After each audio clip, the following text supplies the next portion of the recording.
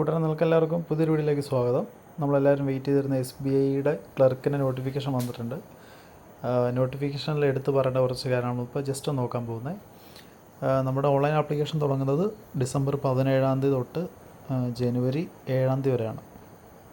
Okay, അപ്പോൾ എല്ലാവരും ലാസ്റ്റത്തേക്ക് wait ചെയ്യാതെ അപ്ലൈ ചെയ്യുന്നുണ്ടെങ്കിൽ നേരത്തെ കൂട്ടി തന്നെ പോയി അപ്ലൈ ചെയ്യാം. ഓക്കെ, പിന്നെ നമുക്ക് പ്രീ എക്സാം ഉണ്ട്, മെയിൻ എക്സാം ഉണ്ട്. അത് കഴിഞ്ഞിട്ടൊരു ലാംഗ്വേജ് ടെസ്റ്റ് ഇല്ലേ. അപ്പോൾ ലാംഗ്വേജ് ടെസ്റ്റിന് ഇപ്പോൾ നമ്മളിപ്പോൾ കേരളത്തിലാണ് അപ്ലൈ ചെയ്യുന്നതെങ്കിൽ നമ്മുടെ ഇവിടുത്തെ ലോക്കൽ ലാംഗ്വേജ് മലയാളം. അത് നമ്മുടെ 10th അല്ലെങ്കിൽ 12th നമ്മൾ പഠിച്ചിട്ടുണ്ടെന്നുള്ള സർട്ടിഫിക്കറ്റ് നമ്മൾ കൊടുക്കുകയാണെങ്കിൽ നമുക്ക് ലാംഗ്വേജ് ടെസ്റ്റ് ഉണ്ടാവത്തില്ല. നിങ്ങൾക്കറിയാവുന്ന കാര്യമാണ്. ഓക്കെ, പിന്നെ ഒരു കാര്യം പ്രത്യേകിച്ച് എടുത്ത് പറഞ്ഞിട്ടുണ്ട്. There is no provision for inter circle അല്ലെങ്കിൽ inter state transfer for junior associate to be recruited. അതായത് നമ്മളൊരു സർക്കിളിൽ അല്ലെങ്കിൽ ഒരു സ്റ്റേറ്റിൽ പോയി ജോയിൻ ചെയ്ത് കഴിഞ്ഞാൽ നമുക്ക് ആ സ്റ്റേറ്റിൽ നിന്ന് വിട്ട് നമുക്ക് എന്ത് ചെയ്യാൻ പറ്റത്തില്ല, നമുക്ക് ട്രാൻസ്ഫർ നമുക്ക് കിട്ടത്തില്ല. ഓക്കെയാണോ? സോ അതെല്ലാവരും പ്രത്യേകം നോട്ട് ചെയ്യുക. പിന്നെ നമ്മുടെ എക്സാമിൻ്റെ ഡേറ്റ് ഫെബ്രുവരി 2025 പ്രിലിംസിൻ്റെ ഡേറ്റ് ടെൻറ്റേറ്റീവ്ലി തന്നിരിക്കുന്നത്. മെയിൻ എക്സാമിൻ്റെ ഡേറ്റ് മാർച്ചാണ്. ഓക്കെ, മാർച്ച് അല്ലെങ്കിൽ ഏപ്രിൽ എന്നാണ് എഴുതിയിരിക്കുന്നത്. ഇതിപ്പോൾ ഡിസംബർ പകുതിയായി. ഇനി ഡിസംബർ പകുതിയും കൂടെ ഉണ്ട്, ജനുവരി ഫുള്ളുണ്ട്. അപ്പോൾ ഫെബ്രുവരി എക്സാം എന്തായാലും കാണും. ഓക്കെ, അപ്പോൾ ടൈമുണ്ട്, എല്ലാവരും നല്ലോണം പ്രിപ്പയർ ചെയ്യാം. ഓക്കെ, പിന്നെ ഇത്തവണ വേക്കൻസി അത്യാവശ്യമുണ്ട്. അപ്പോൾ അത് വേക്കൻസി നമ്മൾ താഴെ തന്നിട്ടുണ്ട്. ബാംഗ്ലൂർ, അതായത് കർണാടക റീജിയൻ 50 ഇത്തവണ വേക്കൻസി വന്നിരിക്കുന്നത്. ഓക്കെ, ദെൻ ചെന്നൈ 336 വേക്കൻസിയാണ് ടോട്ടൽ.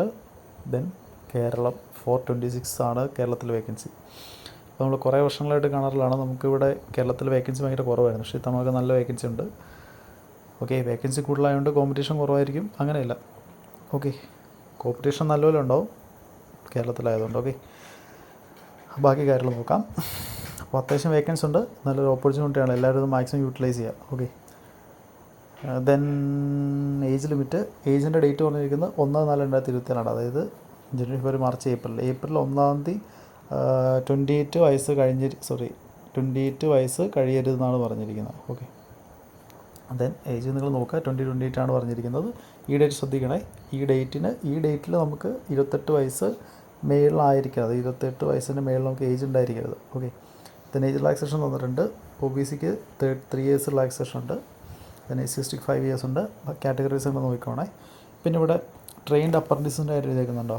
അതായത് SBIയുടെ അപ്രൻറ്റിഷിപ്പ് കംപ്ലീറ്റ് ചെയ്തിട്ടുള്ളവർക്ക് നോക്കി SC/ST 6 years എന്തുണ്ട്, റിലാക്സേഷൻ ഉണ്ട്.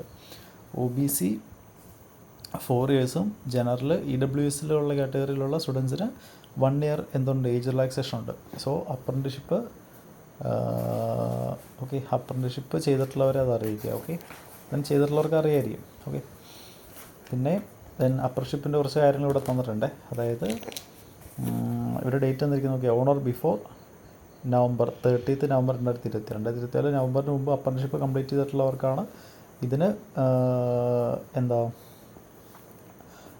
ഇതിന് എലിജിബിലിറ്റി ഉണ്ടായിരിക്കുക. ഓക്കെ, അതുപോലെ തന്നെ അപ്രൻറ്റിഷിപ്പ് കംപ്ലീറ്റ് ചെയ്തവർക്ക് ഒരു 5% ബോണസ് മാർക്ക് എന്തോ കിട്ടും. അതായത് ഇപ്പോൾ ഒരു 2.5% ബോണസ് മാർക്ക് കിട്ടും.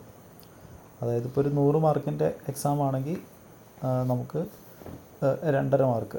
ഓക്കെ, 2.5 മാർക്ക് നമുക്ക് ബോണസ് മാർക്ക് കിട്ടും, അപ്രൻറ്റിഷിപ്പ് കംപ്ലീറ്റ് ചെയ്തവർക്ക് മാത്രം. ഓക്കെ, ദെൻ പിന്നെ നമുക്കുള്ള ഡൗട്ടാണ് ഫൈനൽ ഇയേഴ്സിന് അപ്ലൈ ചെയ്യാൻ പറ്റുമോ എന്നുള്ളത്. അതിവിടെ പ്രത്യേകമായിട്ട് എടുത്ത് പറഞ്ഞിട്ടുണ്ട്.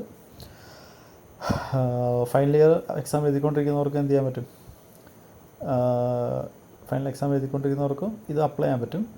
പക്ഷേ നമ്മൾ 2024 ഡിസംബർ 31 അല്ലെങ്കിൽ അതിന് മുമ്പായിട്ട് നമ്മൾ ഡിഗ്രി ക്വാളിഫൈഡ് ആയിരിക്കണം. ഓക്കെ, ക്വാളിഫൈഡ് ആയിരിക്കണം എന്നുള്ള സർട്ടിഫിക്കറ്റ് നമ്മൾ ജോയിൻ ചെയ്യാൻ പോകുമ്പോൾ അവിടെ സബ്മിറ്റ് ചെയ്യണം, എന്നാലേ പറ്റത്തുള്ളൂ. ക്ലിയർ ആണോ?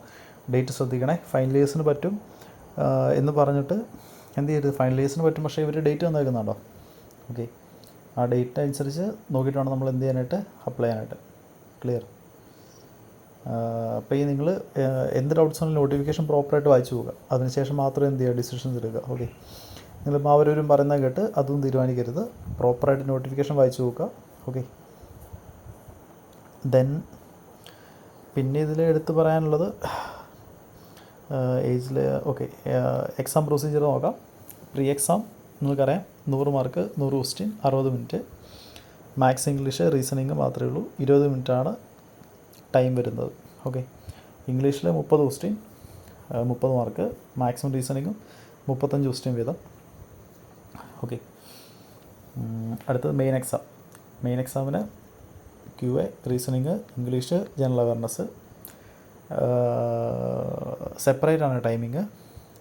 നമ്മുടെ RRB ടൈമിങ് നേരത്തെ കോമ്പോസിറ്റ് ആയിരുന്നു, അത് പിന്നീട് സെക്ഷനിലാക്കി. ഇത് സെക്ഷനിൽ തന്നെയാണ്, സെക്ഷണൽ ടൈമിംഗ് ഉണ്ട്. യെസ്. പിന്നെ ഇപ്പോൾ മാർക്ക് നോക്കുവാണെങ്കിൽ റീസണിങ്ങിന് മാത്രം 50 ക്വസ്റ്റിന് 60 മാർക്കുമാണ്.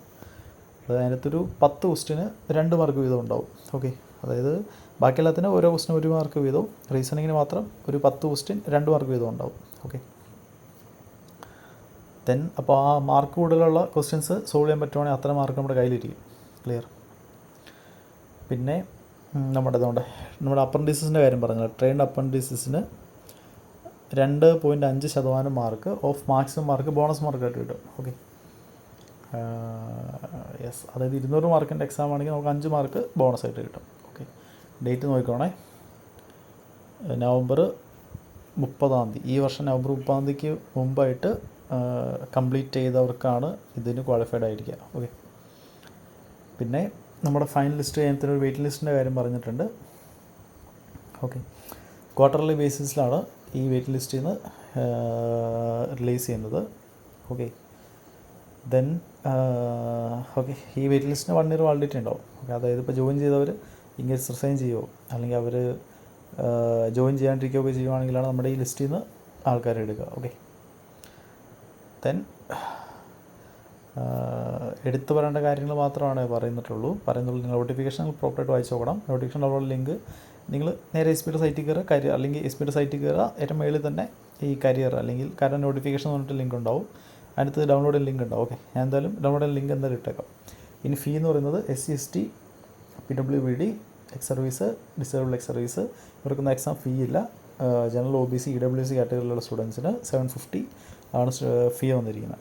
ഓക്കെ, 750. യെസ്. അപ്പോൾ അതിനായിട്ട് SBയുടെ ഒഫീഷ്യൽ സൈറ്റിൽ പോവുക. അവിടെ കരിയേഴ്സ് എന്ന് പറഞ്ഞിട്ട് ലിങ്ക് ഉണ്ട്. അതിനകത്ത് കറണ്ട് ഓപ്പണിങ്സ് പറഞ്ഞിട്ട് ലിങ്ക് ഉണ്ടാവും. അതിനകത്ത് നമുക്ക് അപ്ലൈ ചെയ്യാനുള്ള ലിങ്ക് ഉണ്ട്. ഓക്കെ, പിന്നെ നമുക്ക് നമ്മുടെ ഹാൻഡ് റിട്ടൺ ഡിക്ലറേഷൻ ഇല്ലേ, അതിൻ്റെ ഫോർമാറ്റ് തന്നിട്ടുണ്ട്. അതുപോലെ തന്നെ എഴുതി അപ്ലോഡ് ചെയ്യുക. ഓക്കെ, അപ്ലൈ ചെയ്യുന്ന കാര്യങ്ങളൊക്കെ നിങ്ങൾക്ക് അറിയാം, ഞാൻ പ്രത്യേകിച്ച് പറയുന്നില്ല. ഓക്കെ, ഇനിയിപ്പോൾ ഇതിനകത്ത് എടുത്ത് പറയാനുള്ളത് എക്സാം സെൻറ്റേഴ്സ്. കേരളത്തിനാണ് അത്യാവശ്യം എല്ലാ തന്നെ സെൻ്ററുണ്ട്. ആലപ്പുഴ, ഇടുക്കി, കണ്ണൂർ, കൊച്ചി, കൊല്ലം, കോട്ടയം, കോഴിക്കോട്, മലപ്പുറം, പാലക്കാട്, തിരുവനന്തപുരം, തൃശ്ശൂർ. ഓക്കെ, അത്യാവശ്യം എല്ലാ സ്ഥലത്തും തന്നെ എക്സാം സെൻ്ററുണ്ട്. യെസ്, ഇത്രയും കാര്യങ്ങൾ ഇതിനകത്ത് പ്രത്യേകിച്ച് എടുത്ത് പറയാനുള്ളത്. ഓക്കെ, അപ്പോൾ നിങ്ങൾ മെയിനായിട്ട് നോക്കേണ്ടത് വേക്കൻസി ഉണ്ട്, കോമ്പറ്റീഷൻ കുറവായിരിക്കത്തില്ല, കോമ്പറ്റീഷൻ നല്ല കൂടുതലായിരിക്കും. ഓക്കെ, പിന്നെ പ്രീ എക്സാം ഫെബ്രുവരിയിലാണ്, പക്ഷേ പെട്ടെന്ന് തന്നെ എത്തും. ഇപ്പോൾ ഡിസംബർ തീരാറായി അല്ലേ, ഡിസംബർ പകുതിയായി, പെട്ടെന്ന് ഡിസംബർ തീരും. ഇനിയിപ്പോൾ ക്രിസ്മസ് ന്യൂ ഇയറിൻ്റെ ഇതിനകത്ത് ഡിസംബർ തീരുന്ന അറിയത്തില്ല.